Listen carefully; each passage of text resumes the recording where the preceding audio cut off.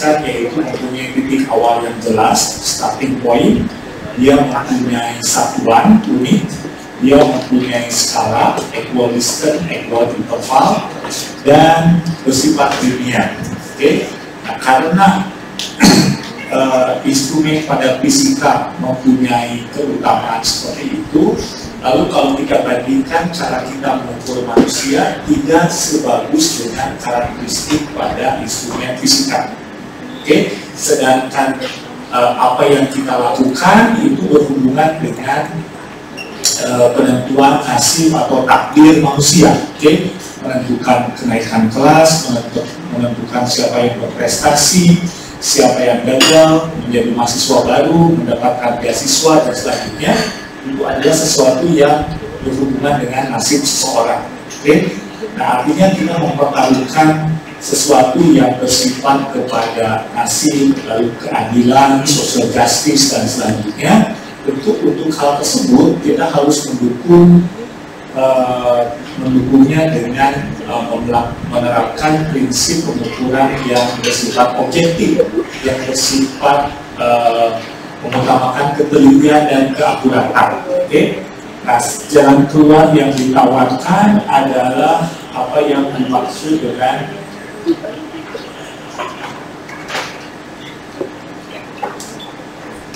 yang pertama adalah kejelasan tentang jenis data. Oke? Kalau misalnya kita mendapatkan angka, maka mau tidak mau ini adalah sesuatu hal yang harus kita tegaskan. Angka ini bermakna apa? Apakah ini bermakna sebagai data nominal, artinya memang tidak mempunyai numerical value, okay? Dia hanya sebagai label saja. Kita membandingkan angka 3 dan 5, kalau dalam konteks nilai, maka 5 itu lebih besar dari 3, tapi dalam konteks data nominal ini adalah setara. Okay? Lelaki dan perempuan, kita kasih kode 1 atau 2 atau 2 atau 1, tidak menunjukkan salah satu pihak menjadi lebih besar dari yang lain. Okay? Nah, seperti kita ketahui, maksimal jenis data kalau kita mengukur manusia itu adalah data ordinal. Dan data ordinal, definisi yang paling banyak diikuti, yang sudah menjadi standar dalam psikologi adalah fungsinya hanya sebatas mencacah, fungsinya hanya sebatas frekuensi. Oke? Dia bisa misalnya diubah bentuk menjadi persentase. Tapi persentase kan selalunya tidak linear juga. Oke? Tidak bisa menjadikan patokan untuk membandingkan. Oke?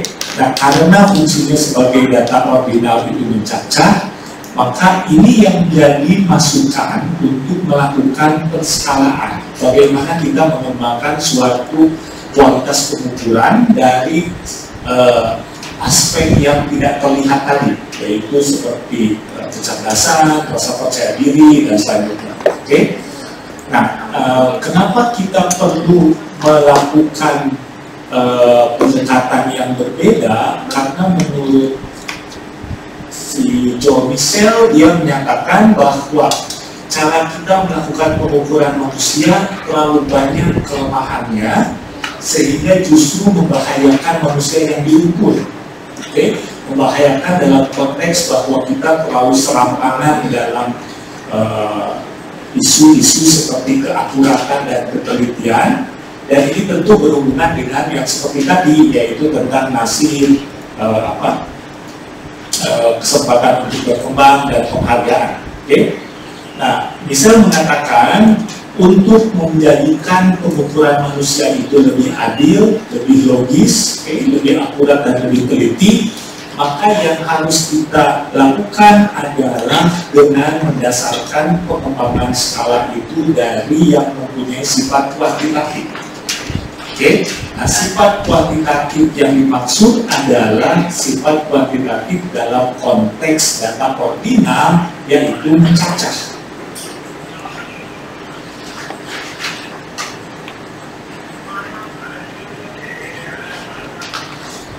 Oke, jadi kalau misalnya saya mempunyai tes matematika, oke, maka 4 orang siswa yang mempunyai jumlah jawaban benar yang berbeda, maka angka di sini tidak menunjukkan pengukuran. Oke, misalnya seseorang mendapat nilai 8, maka kita tidak bisa menunjukkan berapa satuannya. Artinya kalau tidak ada satuan itu tidak bersifat pengukuran.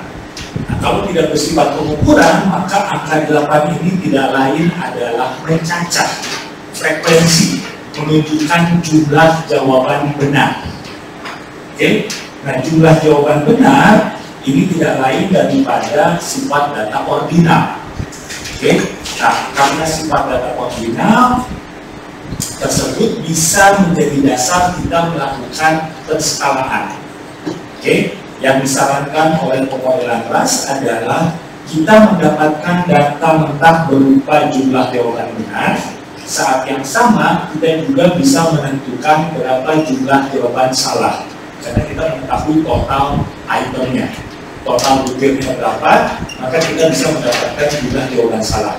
Oke, kenapa kita capek-capek menghitung jumlah jawaban salah? Karena kita membutuhkan informasi untuk menentukan probabilitas kesuksesan. Oke, siswa dikatakan sukses kalau lebih banyak jawaban benar didapatkan. Oke, dan proporsi kesuksesan tersebut ditujukan dengan perbandingan antara jawaban benar dengan jawaban salahnya. Oke, nah pertanyaan berikutnya, apakah probability kesuksesan ini menggambarkan kualitas pengukuran seperti dimensi fisik? Nah, untuk sampai ke sini maka kita perlu mengujinya apakah betul ini mempunyai kualitas dimensi fisik. Salah satunya kita buat dari bilangan probabilitas kesuksesan. Ini adalah kesuksesan yang kualitasnya rendah. Oke, perkecil, jumlah jawaban benarnya 1, salahnya 9. Kesini adalah yang paling maksimal, jawaban benarnya 9, salahnya 1. Oke, nah, tentu kita bisa jembrengin dari jumlah jawaban benar 2, 3, 4, 5, 6, 7, 8 dan sampai ujungnya 9. Oke, kenapa yang 0 tidak dihitung? Karena 0 dibagi 10, semua bilangan 0 dibagi berapapun bilangan nilainya 0, itu tidak probabilitas. Kenapa jumlah 10 tidak bisa dihitung? Karena suatu bilangan dibagi 0 itu tidak terdefinisi. Oke, nah itu menunjukkan memang kelemahan ras model, juga menunjukkan kelemahan semua model pengukuran apapun tidak bisa memeriksa kondisi yang sangat ekstrim, yaitu ekstrim yang benar semua atau ekstrim yang salah semua. Oke, nah, kalau secara logisnya kalau seseorang dikasih soal dan salah semua, berarti soal itu tidak bisa mengukur kemampuan orang tersebut. Kalau satu soal diselesaikan benar semua, maka soal tersebut tidak bisa mengukur kemampuan orang tersebut. Itu beyond measurement. Oke, artinya diperlukan soal-soal lain yang taraf kesulitannya lebih tinggi sehingga bisa mengukur secara pasti kemampuan orang tersebut. Nah, kalau kita bariskan probabilitas kesuksesan, katakanlah kalau kita mengukur secara detail untuk 3 titik benar 1, benar 5, dan benar 9, maka jarak antara benar 1 ke benar 5 itu ada perbedaan 4 jawaban benar. Benar 9 ke benar 5 juga ada 4 perbedaan jawaban benar. Oke? Nah, kalau kita bandingkan nilainya antara benar 1 ke benar 5, maka ini nilainya adalah 0,111 ke 1. Karena 1 bagi 9 sekian, 5 bagi 5 adalah sekian. Oke? Kita dapati jarak antara benar 9 ke benar 5 berbeda. Karena benar 9 ke benar 5 itu jaraknya ada 8.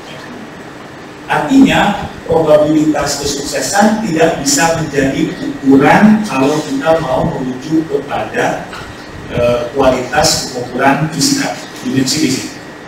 Oke, nah solusi untuk kondisi ini ras menyarankan gunakan fungsi nonlinear logaritma. Oke, kalau Bapak Ibu berkenan untuk merefresh kembali memori, logaritma itu kita pelajari pada saat kelas 3 SMP atau kelas 9. Dan kita nggak tahu apa fungsi logaritma saat itu. Kita cuma lihat tabel, oh ini maksudnya atau jawaban benar.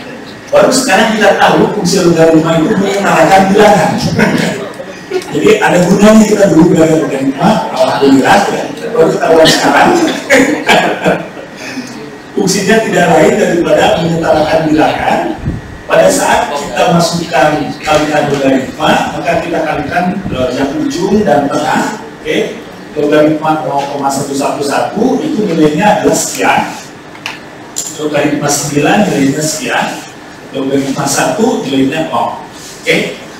Nah, kita dapati yang pertama misalnya, kalau kita mengatakan sifat daripada pengukuran dimensi fisik itu ada skala, jarak yang sama, equidistant, equal interval, ini terpenuhi karena jarak antara benar 1 ke benar 5 itu sama seperti benar 9 ke benar 5.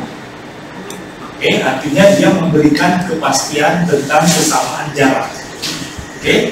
Nah, di sini juga kita lihat logaritma 1 nilainya 0, maka kita bisa mengatakan ini adalah definisi titik awal yang ditetapkan. Nah, cuman konteksnya titik awal di sini berasal dari logaritma 1, ini berasal dari jumlah jawaban benar dan salahnya sama. Jumlah jawaban benar dan salahnya sama, berarti ini menunjukkan titik tengah. Tidak terlalu pintar, tidak terlalu lemah, pas di kemampuan sedang. Lalu ini bersifat garis lurus, linear, artinya memang ini sama seperti kualitas instrumen fisika, dan proses transformasi datanya melibatkan probabilitas dan logaritma sehingga dia layak disebut mempunyai satuan yaitu logik, yaitu logaritma daripada probability, dan intinya maksudnya adalah unit. Nah, proses transformasi data ini tidak lain menyamai atau mendekati sebagaimana kita melakukan pengukuran dalam konteks fisika. Nah, artinya kita sebagai ilmuwan sosial, akademisi sosial, kita tidak bisa berkecil hati mengukur sesuatu yang sifatnya gaib atau yang hidden or unobservable atau latent, itu ternyata bisa dilakukan dengan melakukan yang namanya proses transformasi data dari probabilitas dengan logaritma. Nah, itu prinsip dasar daripada pemodelan kelas. Jangan takut Bapak Ibu, nanti pada saat praktek komputer itu kita ngalamin kayak gini. Jadi nanti komputer yang ngerjain laptop kita dan software yang ngerjain perhitungannya. Ini hanya sekedar ilustrasi supaya Anda punya bekal kalau misalnya ada di debat orang, apa sih sesungguhnya pemodelan kelas. Saya selalu mengatakan bahwa seseorang diukur dalam pemodelan kelas itu secara independen karena dia membandingkan jawaban benar dan jawaban salahnya sendiri. Demikian juga kalau kita mengukur tingkat kesulitan item, maka itu membandingkan berapa jumlah orang yang menjawab benar terhadap soal tersebut dibandingkan dengan jumlah orang yang menjawab salah terhadap soal tersebut. Artinya itu kan bersifat independen hanya untuk item tertentu. Nah, misalnya kalau kita menggunakan item total correlation, maka kan item total correlation itu tidak bersifat independen karena korelasi itu kan seluruh data kita hitung. Artinya itu sangat berpengaruh kepada jumlah responden, kemampuan responden, dan selanjutnya. Anda pasti lebih paham berbagai penggunaan analisis statistik. Sampai sini bisa dipahami? Nah, bagaimana aspek praktis ini dilakukan? Ini contohnya misalnya kalau untuk tes kognitif kurang lebih seperti ini.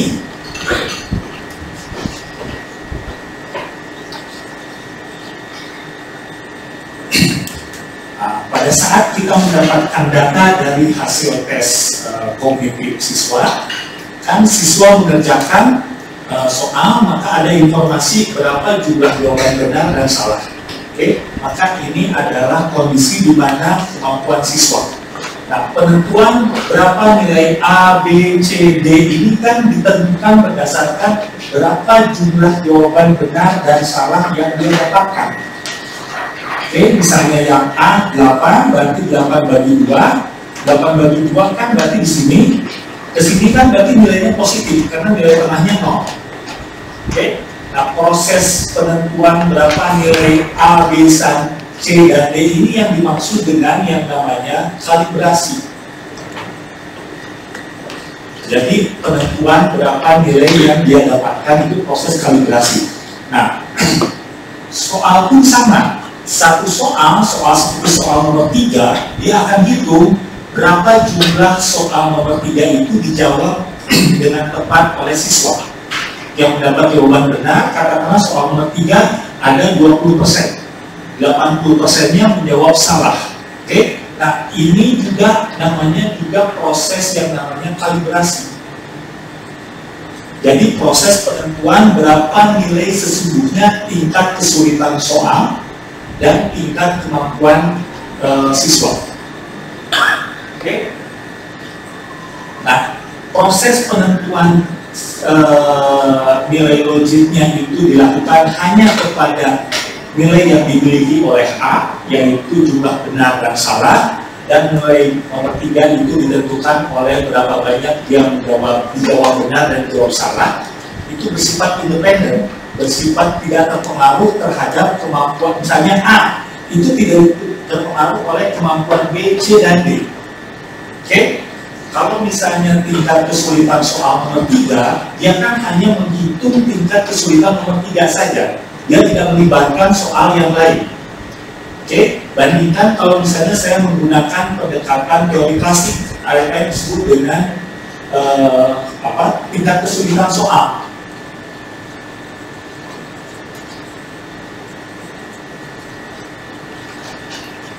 Tingkat kesulitan soal itu kan dihitung dari yang menjawab benar dibagi dengan total peserta.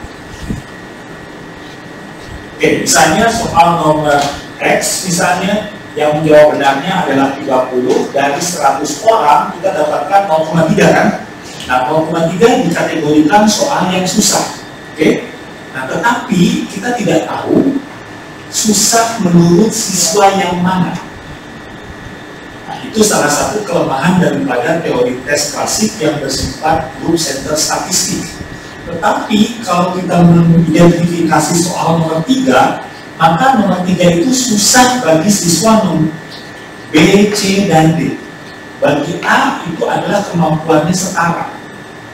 Itu adalah contoh powerful-nya analisis individual center statistik. Jadi tidak hanya sekedar menjelaskan indeks secara keseluruhan, tetapi juga bisa mengidentifikasi hubungan antara kemampuan dengan tingkat kesulitan. Oke, sampai sini oke? Nah, karena yang dihasilkan adalah satu skala logik yang setara bagi tingkat kemampuan peserta dan tingkat kesulitan soal, maka kita mudah untuk menginterpretasi atau mudah untuk membuat narasi. Oke? Kalau B dan nomor 8 itu setara, maka kemampuan B mengerjakan soal nomor 8 secara benar itu adalah 50-50. Karena kemampuan B setara dengan tingkat kesulitan soal nomor 8. Kalau B mencoba mengerjakan soal nomor 3, maka 3 ini tingkat kemampuannya, tingkat kesulitannya lebih tinggi dari tingkat kemampuan B, maka ini secara logis probabilitasnya akan salah dalam mendapatkan jawaban. Oke, itu adalah urutan yang bisa kita gunakan untuk konteks tes kognitif. Oke, Silvani.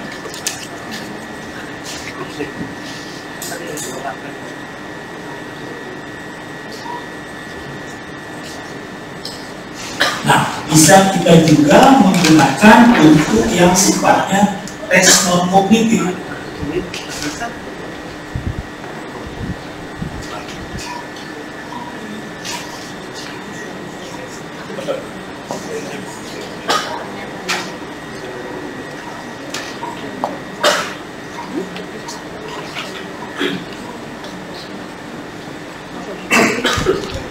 Untuk tes kognitif, katakanlah ini bertanya tentang katakanlah apa? Happiness. Apa itu? Happiness. Ini tes kognitif, kognitif, self efficacy. Oke, self efficacy. Nah, self efficacy itu kan kita berasumsi kalau seseorang lebih banyak menjawab setuju, berarti kan tingkat self efficacy-nya tinggi. Kalau dia banyak menjawab tidak setuju, berarti self efficacy-nya rendah. Oke? Nah, orang yang dianggap katakanlah mempunyai nilai self efficacy tinggi itu akan ada di sini. Jadi logiknya besar. Katakanlah skalanya 1 sampai 5 gitu ya. Maka kalau dia banyak menjawab 5, dia akan posisinya adalah self efficacy-nya tinggi. Kalau dia banyak menjawab 1, maka dia akan self efficacy-nya adalah rendah.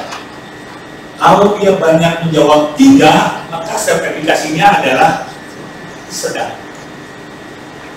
Jadi kalau di sini ada si B misalnya, di sini ada si D, di sini ada A, maka kita bisa bandingkan berdasarkan respon yang didapatkan dikalibrasi, B itu punya self efficacy paling tinggi. Oke, ini yang paling rendah. Oke, ini untuk konteks person. Untuk konteks item, maka kita bisa bandingkan ini adalah katakanlah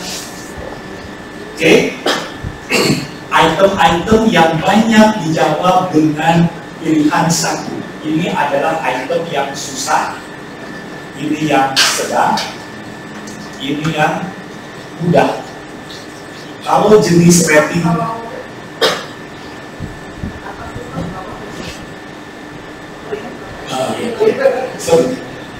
maksudnya susah adalah susah dalam konteks disetujui.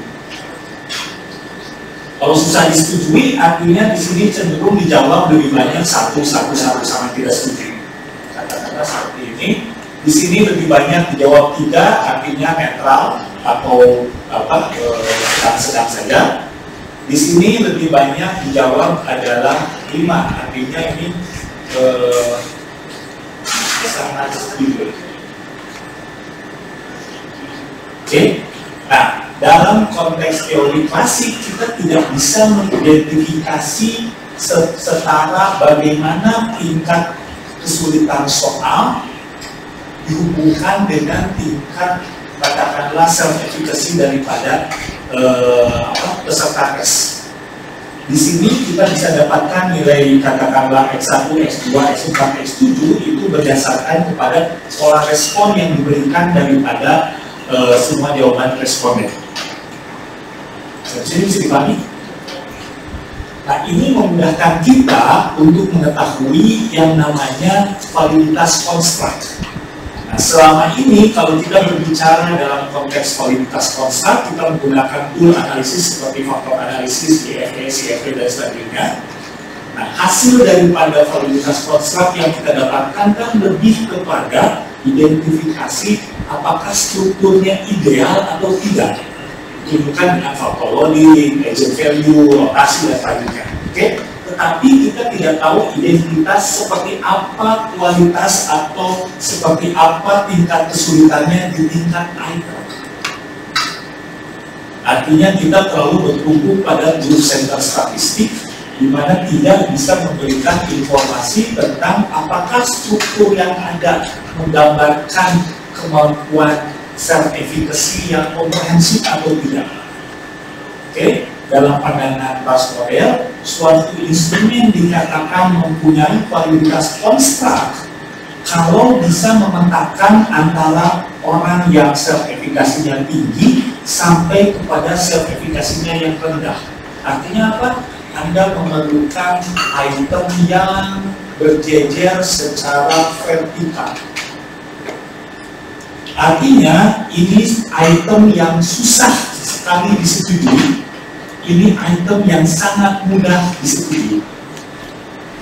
Contohnya misalnya ini item yang katakanlah saya orang yang cakep, itu mudah disetujui oleh semua orang.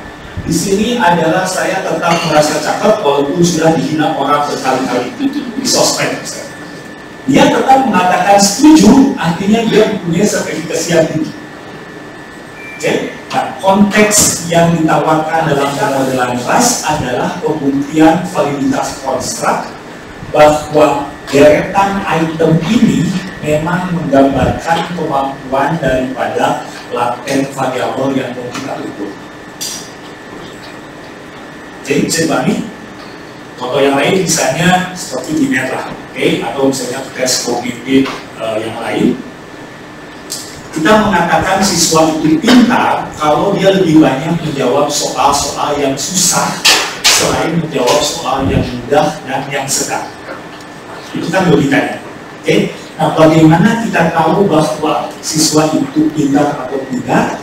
Kita harus melihat deretan daripada tingkat kesulitan itemnya.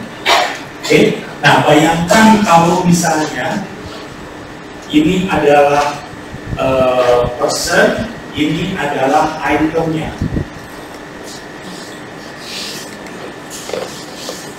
Oke? Kalau misalnya Anda mempunyai right map seperti ini, maka right map seperti ini efektif mengukur kemampuan peserta yang ada di sini saja. Oke, dia tidak efektif mengukur orang-orang yang ada paling pintar atau orang-orang yang kurang pintar di bawah. Oke, kalau misalnya saya seorang kepala sekolah, saya menemukan guru di mana guru tersebut mempunyai right map hasil belajar siswa seperti ini. Katakanlah ini kondisi A, ada kondisi B, ada kondisi C.